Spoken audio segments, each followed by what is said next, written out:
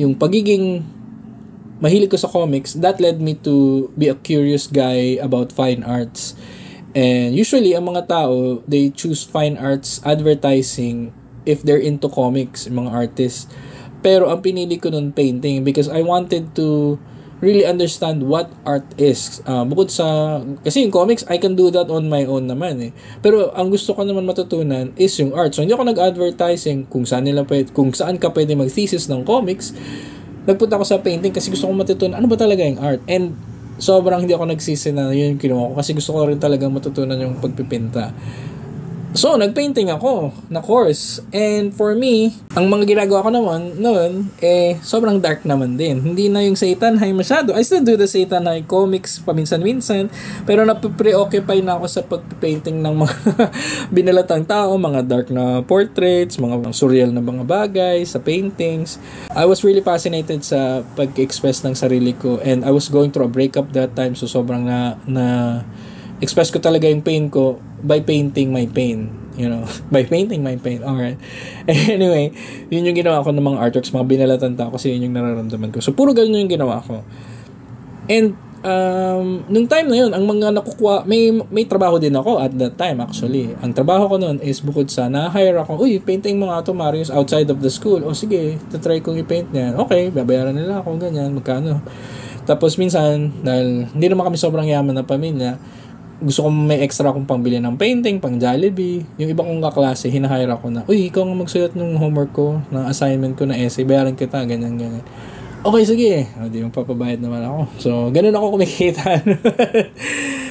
So, I still sold independent comic books at the side, but not that often kasi hindi naman ganun kadalas yung convention if you compare yung conventions natin today and back then. So, sobrang dalang din. So, hindi ko rin siya napapagkikitaan as much as I want. Ganun. Pero meron din akong meron din akong experience na I'm just saying yung the odd jobs that I took as an artist. Nagkaroon din ako ng experience about selling food kasi nung bakasyon na, nagyayaan ng swimming tong mga kaklase ko ng college. Tapos gusto kong sumama along with my high school friends. So sige, gawa tayo ng business plan para makasama kami. So ano yun? Sabi ko, magbenta tayo ng turon dyan sa labas. Okay, sige, pwede na. Sabi ko, since marunong magluto yung friend ko, si Jonks, sabi ko, sige, turon, benta natin, testin natin kung kikita tayo dun.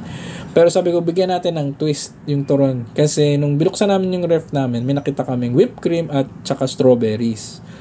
Okay? So, ang ginawa ko, guys, lagyan natin ng strawberry sa loob yung turon, tapos lagyan natin whipped cream at tsaka chocolate syrup sa taas. So, yung ibenta natin. Ang tawag namin dun sa na-invento namin na yun is hindi turon. Kasi for me, turon is like na number 2, which is saging at langka.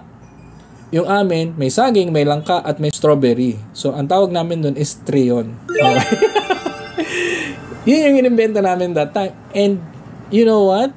Tinry namin ibenta yun sa labas. After namin kainin, nasarapan kami. So, binenta namin the next day. Nag-grocery kami. Mingi kaming budget sa magulang namin para puhunan. Tapos, sabi namin, babalik namin pag may sobra. So, nagbenta kami nun sa tapat ng bahay namin. Naubos siya. And binayaran lang, magkano ang turo na? I guess by that time, 15 pesos or less. Ganun. Parang, nabenta namin yata 30, 50 pesos ang isa. Kasi nga, may strawberry at whipped cream at chocolate. So, parang, pinrasya. Naubos din. To a point na sobrang daming nagkagusto nun. Nagkaroon kami ng enough na pangbayad doon sa driver. Kami, na may pang swimming kami, may pambili kaming food. Ganun siya. And then, nung gumawa pa kami ng trion, para baunin namin sa biyahe papunta dun sa beach. And kahit nasa loob na siya ng so ginawa na namin, lagyan namin ng whipped cream, nilagyan namin sa loob ng Tupperware, nilagyan na namin lahat ng trion sa loob ng Tupperware. Kahit gawa na siya, syempre matutunaw yung whipped cream, mukha na siyang magsasagi yung balat ng turon. Pero kinain pa rin namin lahat yun kasi sobrang sarap niya, guys. Kakaiba yung lasa niya. Matamis siya. May chocolate, may sobrang naubos kinain. Kahit sagi, kahit natutunaw na yung kinain lahat ng mga kaklase ko yun. And it was really an eye-opener na para, pwede pala tayo magbenta ng stuff. So parang, sa akin, sobrang crucial ng experience na yun kasi basta mayroon ka lang tapang na maglabas ng sarili mo na kakaiba na stuff, you can profit from it. So parang yun yung natutunan ko dun.